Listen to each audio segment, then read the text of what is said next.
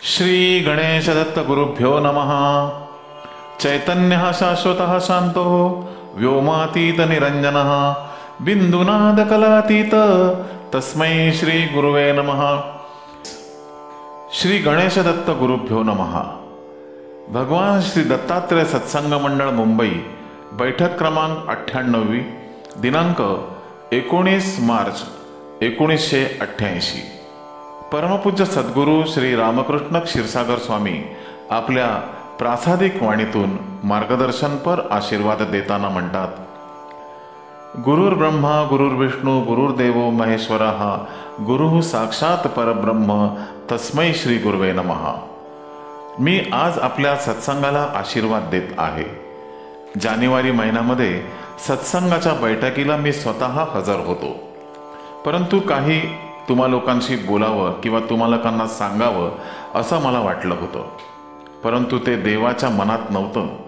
गुरुस्मरण झाल्यानंतर मला एवढा भाव निर्माण झाला की तुमच्याशी बोलणं थोडं अशक्य झालं। पण हा दोष तुमचा नाही आणि माझाही नाही, ही ईश्वरी इच्छा आहे। आपल्या गुरूंचं स्वरूप भगवंतांच्या चरणाजवळ कसं आहे आणि आपल्या गुरूंना आपल्या गुरूंची आठवण झाल्यावर किंवा ईश्वराची आठवण झाल्यावर काय स्थिती निर्माण होते हे तुम्ही लोकांनी प्रत्यक्ष डोळ्यांनी पाहिलेलं आहे। अशी अवस्था या देहाला येणंही आवश्यकच आहे। तुम्ही लोकांनी यामधून एक विशिष्ट प्रकारचा बोध घ्यायचा आहे की खरोखरच जर आपल्याला परमेश्वराजवळ जायचं असेल आणि परमेश्वरी कृपा आपल्याला संपादन करायची असेल तर आपलं हृदय कसं असायला पाहिजे। आपलं हृदय ईश्वराचं नाव घेतल्यावर पुलकित व्हायला पाहिजे, ते भक्तीनं ओथंबलेलं असलं पाहिजे, म्हणजेच ईश्वराची कृपा होते। आता तुम्हा लोकांना हे काही एकदम शक्य नसतं, त्याला अनेक जन्मांची पुण्याई लागते, अनेक वर्षांची तपश्चर्या लागते आणि तपश्चर्येच्या द्वारेच या गोष्टी माणसाला प्राप्त होतात। हा एक असा प्रकार आहे, त्यात आहे तसं या कार्यासाठी जन्मही घ्यावा लागतो। असे गुरु जेव्हा जगाचा उद्धार करण्यासाठी जन्म घेतात तेव्हा त्यांचं अंतःकरण जन्मतःच कोमल असतं। या कोमल अंतःकरणावर सारखे निरनिराळ्या प्रकारचे संस्कार होत जातात आणि ईश्वराविषयी विशेष निष्ठा भक्ती निर्माण होऊन ईश्वराच्या अनुभवाला हे लोक पात्र ठरतात।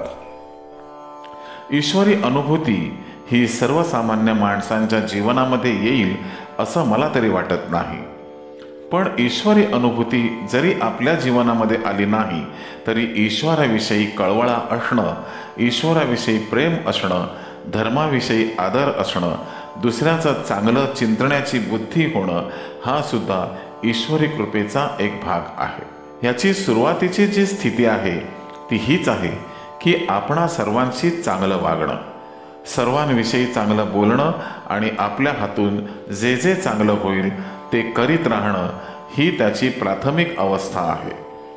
ही प्राथमिक अवस्था माणसाला प्राप्त व्हावी म्हणून परमेश्वराने गुरु परंपरा सुरू केली।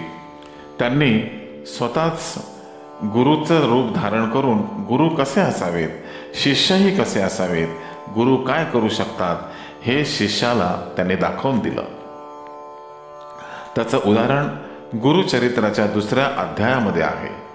प्रत्यक्ष परमेश्वर जरी त्याला भेटायला आला तरी स्वच्छ शब्दात सांगितलं की देवा, तू मला भेटला, तू मला दर्शन दिलं, हे चांगलंच केलंस, पण माझ्या गुरूंचं स्वरूप काय आहे हे जोपर्यंत मला कळत नाही, त्याचा उलगडा होत नाही, तोपर्यंत माझा तरी याच्यावर कसा विश्वास बसेल। तेव्हा भगवंताने त्याला सांगितलं की बाबा, तू म्हणतो हे बरोबर आहे आणि गुरु हे साक्षात ईश्वर असू शकतात हे त्यांनी त्यांना सांगितलं। हे त्यांनी सांगितलं, आपण त्याचा बोध काय घ्यायचा।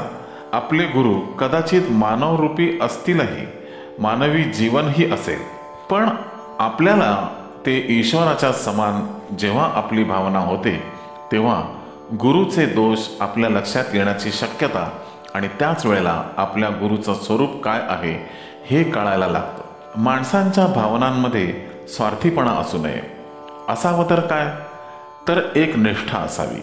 आणि निष्ठा ही अतीव पक्व चित्ताय श्रद्धा भक्ती हितायच, अशा प्रकारची ती श्रद्धा असावी लागते की आपल्या अपात्रतेमुळे आपल्याला याचे अनुभव कमी येतात. गुरूंचा दर्जा किंवा त्यांनी सांगितलेली परंपरा ही चुकीची असूच शकणार नाही. तेव्हा आपल्यात काय दोष आहेत हे पुन्हा पुन्हा आपण पडताळून पाहावं लागतं. आणि बारीकशी चूक असते आणि त्या चुकीने सुद्धा आपल्याला वाईट अनुभव येऊ शकतात. आपलं भलं व्हावं, आपलं चांगलं व्हावं ही भावना तुम्ही लोकांनी मनात धरण्यापेक्षा आपल्या हातून गुरूंची सेवा कशी होईल, ईश्वराची सेवा कशी होईल, धर्माबद्दल आपल्या मनात अभिमान कसा राहील, एवढ्या गोष्टी तरी तुम्ही लोकांनी अनुभवल्यात किंवा करायच्या ठरवल्यात तर माझ्या कल्पनेप्रमाणे ईश्वर तुम्हाला कुठेही कमी पडू देणार नाही. ईश्वराचं हे लक्षणच आहे की मानव जेव्हा हट्ट धरून त्याच्या पाठीमागे लागतो तेव्हा तो आपल्याला केव्हा सोडील किंवा आपल्यापासून दूर कसा जाईल हे अगदी स्वाभाविक आहे. अहो, आपल्या पाठीमागे सुद्धा जर एखादा माणूस पळत सुटला तर त्या माणसापासून आपण बचाव कसा करावा हे आपल्यालाही कळतं की. तसं ईश्वराचं सुद्धा हे रूप आहे की मानवी जीवनामध्ये एखादा जर खूप प्रयत्न करू लागला की त्याला बरेच व्यत्यय येतात, अडथळे येतात, संकटे येतात. पण संकट येतात, अडथळे येतात म्हणून का त्याचा नाद सोडून द्यायचा? तर आपण काय करायचं, तर आपल्या मनामध्ये ईश्वराविषयी विशेष भावना ठेवायची, त्याचं स्मरण करायचं, त्याचं चिंतन करायचं. आपली गाऱ्हाणी जरी त्याच्याजवळ सांगितली नाही तरी त्याला ती आपोआप कळू शकतील. शक्तीच मोठी प्रचंड आणि जिवंत आहे. इतक्या क्षुल्लक मानवाला ती अनुभवाला यायची म्हणजे ते एक मोठं आश्चर्यच आहे. तर ज्या माणसांना ही शक्ती अनुभवाला येते त्यांची योग्यता काय असेल असा जर विचार केला तर त्यांनी सांगितलेला मार्ग आचरणं, त्यांनी सांगितल्याप्रमाणेच जीवन जगणं हा प्रपंच झाला किंवा व्यवहार झाला तर नित्याने आपण करतोय आणि हे करणं स्वाभाविक आहे. स्वाभाविकपणे करण्याची कर्म जो मनुष्य महत्त्वाची मानतो तो मनुष्य अत्यंत शूद्र असला पाहिजे. मानवी जन्मामध्ये सुद्धा स्वाभाविक कर्मापेक्षा विशेष कर्म करून दाखवण्याची ज्याची वृत्ती आहे किंवा जो करू शकतो तोच खरा मानव म्हणून जगायला पात्र असतो. आणि अशी पात्रता निर्माण होण्यासाठी, संस्कार होण्यासाठी देव गुरूंची भेट घालून देतो आणि त्या गुरूंनी दाखवलेला मार्ग शिष्यांनी आचरला म्हणजे त्यांच्या जीवनामध्ये आनंद स्थिती निर्माण होते. मग त्याला प्रपंच म्हणा, व्यवहार म्हणा, अगदी क्षुल्लक वाटायला लागतो किंवा त्या गुरूंच्या संगतीत गेला की त्याच्या जीवनामध्ये एक निराळा अनुभव त्याला येऊन जातो. याचा अर्थ असा थोडाच की गुरूंच्या संगतीत गेला आणि बैरागी झाला, संन्यासी झाला, आता हा कसला प्रपंचात लक्ष घालतोय. असली स्थिती मुळीच नसते. तर आपल्या जीवनामध्ये आनंद निर्माण करण्यासाठी आणि या नरदेहाचं सार्थक होण्यासाठी ईश्वराबद्दल आपण कायम सेवा स्वरूपी राहिलं पाहिजे. ही गुरूंची वाक्य कायम लक्षात ठेवून त्याचं आचरण केलं पाहिजे. आणि हे करत असतानाच या देहामध्ये 2007च्या काळामध्ये तुम्हाला ईश्वराचं दर्शन होईल. मी आज तुम्हाला आश्वासन देऊन सांगतो. तेव्हा तुम्ही लोक सर्वांनी स्थिर राहा, भक्तीने स्थिर राहा, कुठेही संशयाला थारा देऊ नका आणि तुम्हाला मी जे आदेश दिले आहेत ते शिरसावंद्य मानून ह्या सत्संगाच्या बैठकीला मी तुम्हाला दरवेळेला आशीर्वाद देतो, तो ऐकण्यासाठी अवश्य येत जा. तुम्हा सर्वांच्या पाठीमागे आशीर्वाद आहेतच. श्री गुरुदेव दत्त. गुरुबंधू आणि भगिनीनो, पुढील आशीर्वादासाठी पुन्हा भेटूया उद्या सकाळी 6 वाजता. श्री गुरुदेव दत्त.